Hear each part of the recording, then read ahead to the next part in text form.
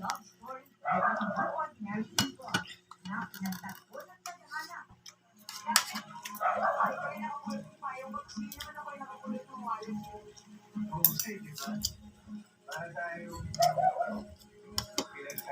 Itong matakot. Ikot ang newest episode primetime series ng Love Before Yung Sunrise ang na pinagdahan hindi na kumakain. ng Dennis Tino at Yung gusto niya, hiya mo siya. Andrea Alonzo.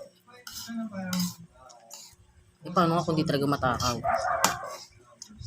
Ano sila eh, magkasintahan sila, ikahiwalay sila, inisip nila na yung mga tamang tao para sa kanila.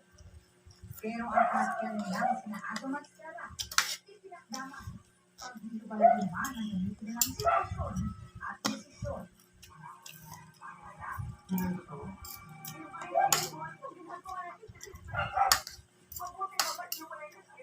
This is a very character-driven type of show.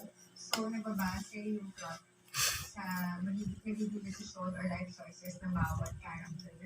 So, Matanda na yun, hindi pa nag-ano. May sakit yan. from Donald Wilbert, because May pikos yun.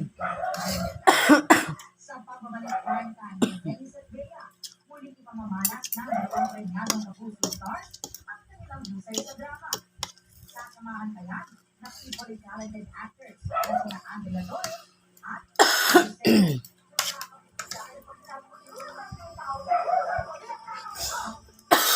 Pero pagtitiyak ni Andrea na ilisan man daw ang karakter niya, naniniwala ulit tayo sa yung mapapanood natin at sa mabasa natin sa mga favorite natin na love stories na Destiny, Everything is Connected, kung kayo talaga.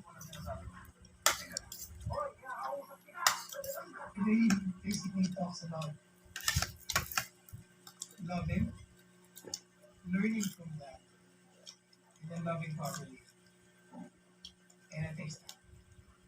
So I guess that's why it's called Love Before Sunrise.